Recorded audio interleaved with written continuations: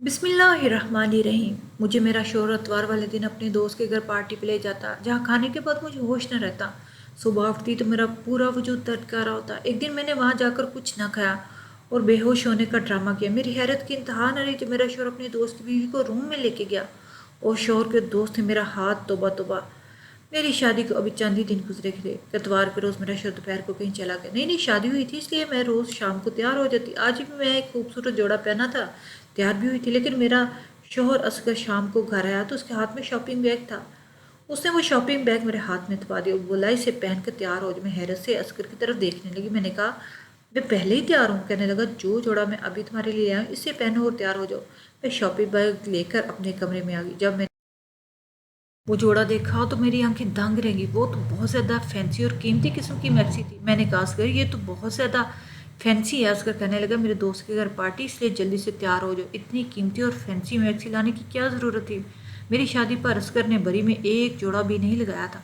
कहता था मेरी गुंजाइश नहीं। और अब बहरहाल मैंने वो मैक्सी पहन ली। वैसे भी मैं एक खूबसूरत किस्म की लड़की थी। ग्रे सिल्वर मैक्सी ने मेरे उसको चार चांद लगा दिया। मैंने मेकअप टच देने के बाद अपने बालों को बनाना शुरू किया तो असगर मेरे कमरे में आके करीब से सर से पांव तक देखा, फिर कहने लगा, बाकी तो सब ठीक है, अपने बाल खुले रहने दो। मेरी तारीफ करने लगा। मैंने बालों को खोलकर ब्रश किया और अलमारी से बड़ी सी चादर निकाली ताकि खुद को लपेट सकूं। ये देख के असगर मुझे फौरन से टोक दिया। कहने लगी, ये क्या कर रही हो? फैंसी कीमती मैक्सी ख़राब हो जाएगी। मैंने कहा, सर मैं तो यूँ बाहर नहीं जा सकती, आप खुद देखें, ये मैक्सी काफ़ी तंग और चुस्त है। फिर इसका दुपट्टा भी नेट का है, जिसे लेना ना लेना बराबर है। असगर कहने लगा, मुझसे बहस मत करो, वैसे भी मेरा दोस्त अपनी गाड़ी और ड्राइवर भेज रहा है, तुम्हें घबराने की ज़रूरत नहीं है। कुछ ही देर में असगर के नंबर पर किसी की कॉल आई। वो फ़ोन पर कहने लगा, हाँ हम लोग तैयार हैं। फिर मुझसे कहने लगा कि चलो ड्राइवर आ गया। असगर एक मतवस कराने से तलक रखता था, मेरा भी तलक ऐसे ही कराने से था। मैं जानती थी मेरा शोर कोई लैंडलॉर्ड नहीं था। असगर के पास गाड़ी नहीं थी, एक पुरानी सी मोटरसाइकिल थी, घर भी छोटा सा था। शादी की रात ही उसने मुझे कह दिया कि इसकी तनख्वाह बस इतनी है कि महीना बाद में ख़त्म होता, तनख्वाह पहले। मैंने भी कोई इतराज़ ना किया। शादी के इन 8 दिनों में मैंने असगर से कोई फरमाइश नहीं की। वो अकेले ही रहते थे, छोटा सा फ्लैट था। मैंने शादी के अगले दिन ही किचन संभाली। असगर मुझसे कहता कि शादी पर बहुत खर्चा हो गया है, इसलिए मैंने बरी के जोड़े नहीं बनाए और चंद महीने यूं ही गुजारने पड़ेंगे। इसलिए मुझे हैरत हुई कि अब जब असगर की गुंजाइश नहीं थी तो इतनी कीमती मैक्सी लाने की क्या ज़रूरत थी, वो भी बस एक दावत पर जाने के लिए। मेरे जहेज के काफ़ी फैंसी सूट बिल्कुल नए मौजूद थे, मैं इनमें से ही कुछ पहन लेती, लेकिन वो एक कीमती मैक्सी मेरे लिए लाए थे। कम से कम इसकी कीमत 50 से 50 थी। क्या ज़रूरत थी इतना खर्चा करने की? बहरहाल असगर के दोस्त का ड्राइवर आ चुका था। हम दोनों गाड़ी में बैठ के थे। वो गाड़ी खूबसूरत इलाके के बड़े से बंगले के सामने खड़ी हो गई। हॉर्न देते फौरन से चौकीदार ने दरवाज़ा खोला। पार्किंग एरिया में इस वक्त 3 गाड़ियां पहले से मौजूद थी, चौथी हमारी थी।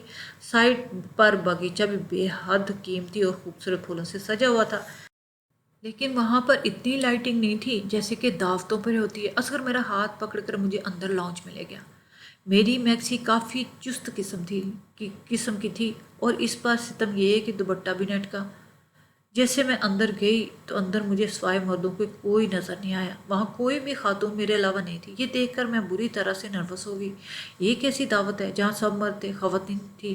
और ये अगर सिर्फ मर्दों की दावत थी तो फिर असगर मुझे यहाँ क्यों लेकर आए? इन हट्टे कट्टे मर्दों को देखे मैं बिल्कुल असगर के साथ ही लगी। मैंने कहा, असगर यहाँ तो कोई भी खातून नहीं है। वो कहने लगी, सब गैर शादीशुदा हैं, तो ज़ाहिर सी बात है इनकी बीवियाँ कहाँ से आ सकती हैं? मुझे अपने साथ लगाएं, वो अपने दोस्तों के पास ले गए। मुझे हैरत का झटका उस वक्त लगा जब असगर ने मेरा तारुफ अपने दोस्तों से करवाया और मुसाफिर के इरादे से मेरा सामने अपना हाथ बढ़ाने लगे। मैं ये देख के पीछे हट गई। ये कौन सा तरीका था? फिर मुझे असगर के दोस्त अच्छे भी नहीं लग रहे थे। अजीब सी तेज नजरें थी उनकी। सब मुझे सर से पैर तक देख रहे थे। उन सब की आंखों में ऐसी बेबाकी थी कि मुझे अपने वजूद पर चूंटियां रेंगती हुई महसूस होने लगी। मेरा दिल बहुत घबराने लगा। मुझे इस कदर बेचैनी लाक होने लगी थी कि फ़ौरन से इस घर से बाहर निकल जाऊं। वहाँ इस वक्त 5 मर्द थे और पांचों के हाथों में कांच के गिलासों में ब्राउन रंग के मशरूब थे। उन सब की आंखों में न जाने किस जज्बे के तहत गुलाबी हो रही थी। ऐसा महसूस हो रहा था जैसे नशे की हालत में हो। मैं बेतहाशा घबरा गई थी, इसलिए असगर के पास जाकर उसके पहलू में लग गई। मैंने कहा, असगर मुझे यहाँ नहीं रुकना, मुझे अब घर छोड़ दें। कहने लगे, तुम्हें क्या हो गया? क्या लड़कियाँ लड़कों की महफिल में नहीं जाती? मुझे घबराने और डरने वाली लड़कियों से सख्त चिढ़ है। مجھے بااعتماد لڑکیاں پسند ہیں جو ہر محفل میں جا سکے اور انجوائے کر سکیں۔ اس لیے یہ ڈرپوک لڑکیوں کی طرح ریئیکٹ کرنا بند کرو۔ یہ کہ انہوں نے مجھے بازو سے پکڑ کر خود سے پیچھے کیا۔ میں تو اسکر کا رویہ دیکھ کے تذبذب کا شکار ہوگی۔ میری آنکھوں میں آنسو آ گئے تھے۔ اس سے پہلے کہ میں رو دیتی تو اسکر کا ایک دوست میری جانب پڑا اور کہنے لگا، بھابھی آپ کیوں پریشان ہو رہی ہیں؟ میری بیوی دوسرے شہر اپنے میکے رہنے گئی ہے اور باقی دوست سب کنوارے ہیں۔ ایک دو سال رک جائیں، ان سب کی شادیاں ہو جائیں گی تو سب کی بیویاں بھی آ جائیں گی۔ آپ اگر ہماری بیویاں نہیں ہیں تو ہم کیا کریں؟ ملنا جلنا چھوڑ دیں۔ ہم نے تو آپ کے لیے بہت اچھے کھانے کا اہتمام کیا ہے۔ اس کا انداز مذاق اڑانے والا تھا۔ اور پھر وہ اسکر سے کہنے لگا کہ آؤ ڈرائنگ روم میں چلتے ہیں، کھانا بالکل ریڈی ہے۔ میں اسکر کا ہاتھ زور سے پکڑے ڈرائنگ روم کے ٹیبل تک پہنچ گئی جہاں پر مختلف قسم کے لوازمات بھرے پڑے تھے۔ میں اسکر کے ساتھ ٹیبل پر بیٹھ گئی۔ اسکر کے باقی دوست بھی سامنے والی کرسی پہ بیٹھ کے ان کا جو دوست میزبان تھا وہ میری پلیٹ میں مختلف قسم کی ڈشز ڈال رہا تھا، کہہ رہا تھا بھابھی یہ بھی کھا کر دیکھیں، وہ بھی کھا کے دیکھیں۔ کھانا بہت ہی لذیذ تھا اور مجھے بھوک بھی بہت زیادہ لگ رہی تھی۔ عجیب بات تھی کہ جیسے جیسے میں کھانا کھا رہی تھی میری آنکھیں نیند سے بند ہونے لگی تھی، لیکن میں اپنا ہاتھ نہیں روک پائی تھی۔ کھانے کی لذت ہی کچھ ایسی تھی۔ کھانا کھاتے کھاتے مجھے لگا جیسے میں یہی سو جاؤں گی۔ میں نے خمار آلودہ نظروں سے اسکر کی طرف دیکھا جو اس وقت مجھے ایک کی بجائے چار چار نظر آ رہا تھا۔ میں نے کہا اسکر اب گھر چلو، مجھے نیند آ رہی ہے۔ وہ کہنے لگا ہاں ہاں چلو۔ یہ کہہ کے جیسے ہی میں اپنی کرسی سے کھڑی ہوئی لڑکھڑاتے ہوئے اسکر کی باہوں میں گر گئی۔ بس 1 منٹ لگا تھا مجھے اپنے ہوش سے غافل ہوتے۔ صبح جب میری آنکھ کھلی میرا سر پوری طرح سے چکرا رہا تھا۔ وہ مشکل ہی اپنی آنکھیں کھولی تھی۔ میں نے اپنے کمرے میں موجود تھی، ابھی بھی اسی میکسی میں ملبوسی جو اب مجھے اپنے وجود پر بری طرح چبھ رہی تھی۔ میں نے بڑی مشکل سے اٹھ کر بیٹھنے کی کوشش کی۔ مجھے لگا جیسے میرا پورا وجود میرا ساتھ نہ دے رہا ہو۔ میرے پورے وجود میں درد کی ٹیسیں اٹھ رہی تھی۔ بمشکل میں نے اپنے وجود کو کراؤن سے ٹیک لگا کر بیٹھنے پہ مجبور کیا۔ پتہ نہیں کیوں میں چور چور ہو چکی تھی۔ مجھے اپنے اندر ایک عجیب سی کمزوری سی محسوس ہو رہی تھی۔ میں نے دیکھا تو میرا سارا زیور اترا ہوا تھا اور ہاتھوں میں جہاں میں نے چوڑی پہنی تھی وہاں کرچیوں اور زخموں کے نشان تھے۔ یہ دیکھ کے مجھے حیرت ہوئی۔ میں ٹھیک سے اپنے ہوش و حواس میں آئی ہی نہیں تھی کہ جب اسکر ٹرے میں ناشتہ لے کر اندر داخل ہوا۔ بہت خوش لگ رہا تھا۔ اسے کہنے لگا کہ دیکھو آج میں تمہارے لیے پوری حلوہ کا ناشتہ لایا ہوں۔ میں نے کہا پتہ نہیں اسکر میرے جسم پہ بے تحاشا درد ہے۔ میری بات پہ وہ فکر مند ہونے کے بجائے مسکرانے لگا، کہنے لگا رات کو تم نے بہت زیادہ خوبصورت لگ رہی تھی نا، پھر مجھ پر بے ہوش ہو کر گر گئی، اس لیے گھر آتے تک میری نیت تم پہ خراب ہو گئی۔ اسکر کافی شوق مزاجی میں تھا۔ میری نظریں خود بخود جھک گئی تھیں۔ کہنے لگا تم ناشتہ کرو، میں تمہارے لیے درد کی دوا اور گرما گرم چائے لاتا ہوں، پھر یہ درد بھی آدھے گھنٹے میں ٹھیک ہو جائے گا۔ حیرت ہو رہی تھی، ان 8 دنوں میں تو اسکر نے کبھی مجھ سے ایسی جنونی محبت کا اظہار نہیں کیا تھا کیونکہ میرے پورے وجود پر زخم تھے۔ بہرحال اگلے روز تک میں کافی بہتر ہو گئی تھی، لیکن میں نہیں جانتی تھی یہ سلسلہ چل ہی نکلے گا۔ اگلی اتوار پھر مجھے اسکر نے ایک نئی میکسی لا کر دی۔ کہنے لگا تیار ہو جاؤ، دوست کے گھر دعوت پہ جانا، اور پھر اسی دوست کے بنگلے میں لے گیا۔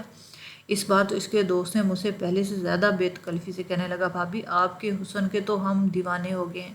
اسکر تو بڑا خوش نصیب ہے کہ اسے آپ جیسی بیوی ملے۔ مجھے اسکر کے دوستوں کے منہ سے اس طرح کی تعریف بری لگ رہی تھی۔ میں نے غصے سے انہیں گور کر دیکھا تو وہ ڈھیٹ بن کر ہنسنے لگا۔ میں سوچ چکی تھی کہ گھر جاتے ہی اسکر سے کہوں گی کہ میں آئندہ ان کے گھر نہیں جاؤں گی۔ مجھے مردوں کی اس قسم کی بے تکلفی اور مذاق بالکل پسند نہیں۔ اس کے بعد بھی میرے ساتھ یہی ہوا تھا۔ جیسے میں کھانا کھایا مجھ پر غنودگی سے طاری ہونے لگتی، پھر میں بے ہوش ہو جاتی۔ اگلے روز پھر میرا پورا جسم درد سے چور ہوتا۔ لیکن میں نے ایک بات نوٹ کی کہ میرا شوہر اسکر بہت خوش تھا، گھر پہ پھل بھی لانے لگ گیا اور بڑے کھلے ہوئے طریقے سے پیسے خرچ کرنے لگ گیا۔ حالانکہ اس کی تنخواہ اتنی زیادہ تو نہیں تھی، پھر یہ روز روز کی عیاشیاں کہاں سے ہو رہی تھیں؟ گھر آتے ہوئے وہ روزانہ اچھے سے ہوٹل کا کھانا ساتھ لاتا، مجھ سے کہتے کہ کوئی ضرورت نہیں ہے تمہیں کچن میں اپنا آپ کھپانے کی، تمہارا خوبصورت حسن ماند پڑ جائے گا۔ کبھی کبھی تو مجھے اسکر کی باتیں بڑی عجیب لگتی تھیں۔ میں نے کہا کہ ہر عورت گھر کے کام کرتی ہے، مجھے بھی اچھا لگتا ہے کہ میں آپ کے لیے کھانا بناؤں، آپ کے لیے کام کروں۔ کہنے لگا نہیں، تم بس اپنے حسن کا خیال رکھو، اسے نکھارو، خود کو سنوارو، تم نہیں جانتی تمہارا حسن میرے لیے کتنا اہمیت رکھتا ہے۔ میرا ہاتھ تھامتے وہ مجھ سے محبت بھری باتیں کرتے تھے۔ कहते थे कि जानती हो तुम्हें मैंने पाने के लिए कितने पापड़ बेले हैं। ये बात सुनकर मुझे हैरत हुई। हमारा रिश्ता तो एक रिश्ता है कराने वाली औरत की वजह से हुआ था। मैंने तो पहले ही कभी असगर को नहीं देखा था। मैंने कहा क्या मतलब। मेरी बात पर वो हंसने लगे, कहने लगे मैंने तुम्हें एक मॉल में शॉपिंग करते देखा था। मैं तुम्हें देखकर तुम पे फिदा हो गया था। वहीं से मैंने तुम्हारा पीछा करना शुरू कर दिया, तुम्हारा घर देखा, फिर मालूम हुआ तुम्हारी माँ तुम्हारे लिए रिश्ता देख रही है। यकीन जानो शुमाइला, ये सुनकर तो मुझे बहुत डर लगा था कि कहीं मैं तुम्हें खो ही ना दूँ। कहने लगे कि एक बार मैं तुम्हें तुम्हारे घर से बाहर एक रिश्ते वाले को निकलते देखा। फिर मैंने इसे कहा कि अगर वो मेरा रिश्ता तुमसे करवा दे तो मैं इसे अच्छी खासी रकम दूंगा। वो मेरी बात मान गई और यूँ मेरा रिश्ता तुमसे हो गया। मैं तो असल की बातें सुनकर हैरत से आंखें फाड़े इसे देखी जा रही थी। मुझे नहीं पता था कि मेरा शोहर मुझसे पहले से मोहब्बत करता था। मुझे पाने के लिए उसने इतना सब कुछ किया। मेरे दिल में असगर के लिए और मोहब्बत बढ़ गई थी, लेकिन मैं नहीं जानती थी कि सच तो कुछ और ही था। इस इतवार को जब मुझे असगर फिर से कीमती जोड़ा लाकर दिया तो मैंने कहा नहीं असगर, मुझे आपके किसी दोस्त की दावत पर नहीं जाना। मेरी बात सुनकर के चेहरे के तासरक यकदम ही बदल गए। मुस्कुराहट गायब और चेहरे पे सख्ती आ गई। कहने लगे क्या मतलब तुम्हारा, वो लोग तुम्हें इतनी चाह से बुलाते हैं। मैंने कहा नहीं, मुझे नहीं जाना। ना जाने वो कैसा खाना मुझे खिलाते हैं कि खाना खाते मुझे नींद आ जाती है और सुबह मेरी बहुत बुरी हालत होती है। 2 दिन तक तो मैं चलने फिरने से कासर हो जाती हूँ और फिर वहाँ पर सिर्फ मर्द होते हैं। मेरा वहाँ क्या काम। आपको जाना है अपने दोस्तों के साथ वक्त गुजारना है तो आप जाएं, लेकिन मैं नहीं जाऊंगी। ये कहकर मैं अपने बेड पर बैठ गई। मैं नहीं जाना चाहती थी। मेरा इनकार मुझे इतना महंगा पड़ेगा। असगर बहुत गुस्से से मेरे पास आए, मेरा बाजू पकड़कर बुरी तरह दबोच लिया। कहने लगे अब बता के तुमने मेरी मोहब्बत देखी है। बेहतर है कि मेरी मोहब्बत ही देखो।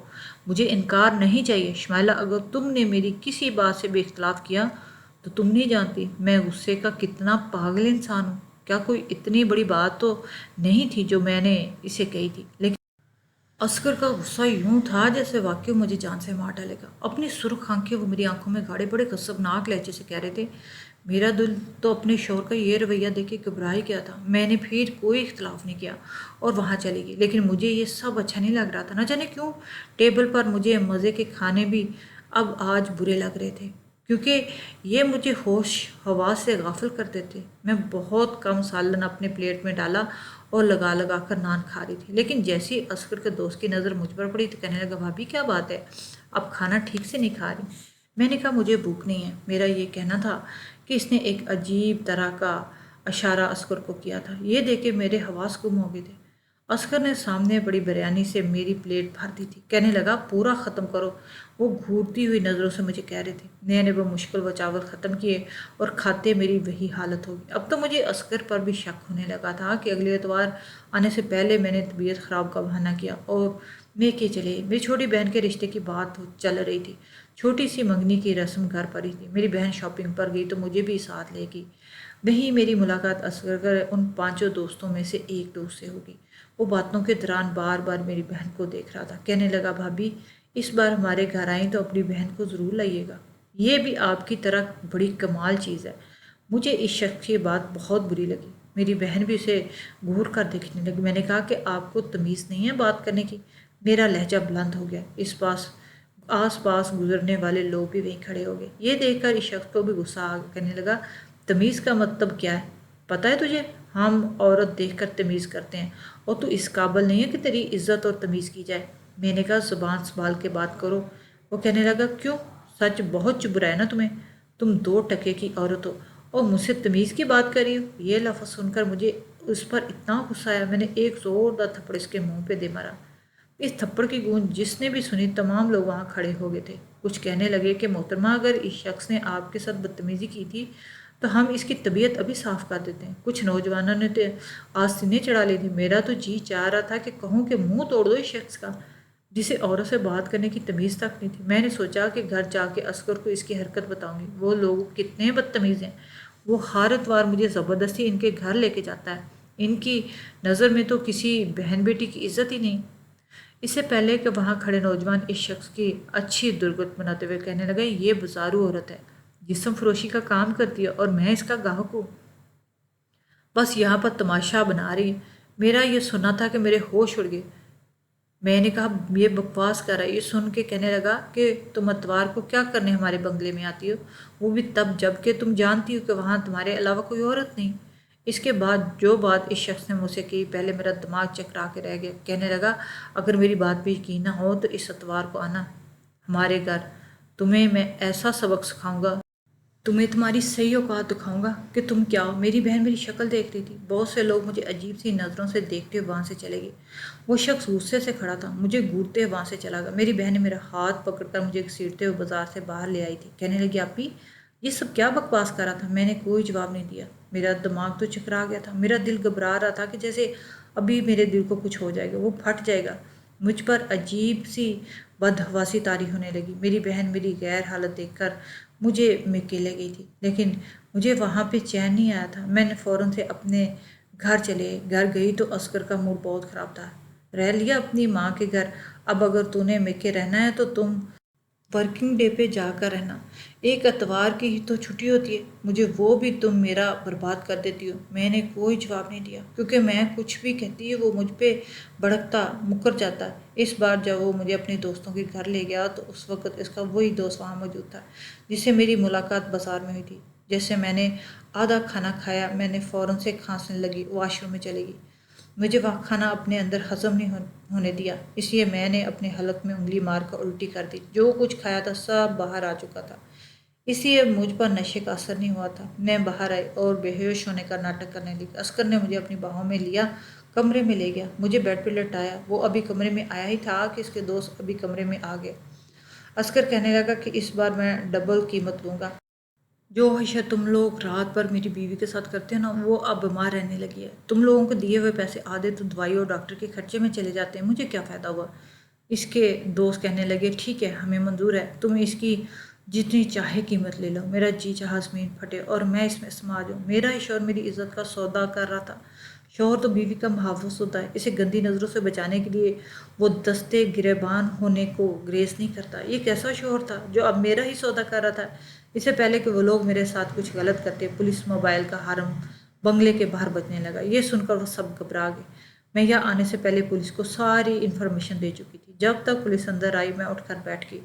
مجھے یوں بیٹھا دیکھ کر عسکر اور باقی مردوں کی بھی رنگت اڑ گئی۔ میں نے اپنے شوہر کو گرفتار کروا دیا تھا کیونکہ اسے خوبصورت لڑکی چاہیے تھی، اس لیے تھی کہ جسے وہ کیش کر سکے، پیسے کما سکے۔ عسکر جیل میں بند تھا۔ اسی دوران میں نے خلا کا مقدمہ دائر کر دیا۔ مجھے طلاق بھی ہو چکی تھی، لیکن مجھے اپنے ماں باپ سے ایک شکوہ تھا۔ میری شادی اور رشتے کرنے سے پہلے انہوں نے یہ تو دیکھا کہ لڑکا اکیلا ہے، مجھ پر گھر کی ذمہ داریاں نہیں ہوں گی، ساس سسر کے تانے نہیں ہوں گے، لیکن یہ نہیں دیکھا کہ وہ کرتا کیا ہے۔ خدارہ اپنی بیٹیوں کو بیانے سے پہلے اچھی طرح تفتیش کر لیا کریں، کیونکہ کہیں کوئی عسکر جیسا شخص ان کی زندگی میں شامل نہ ہو جائے۔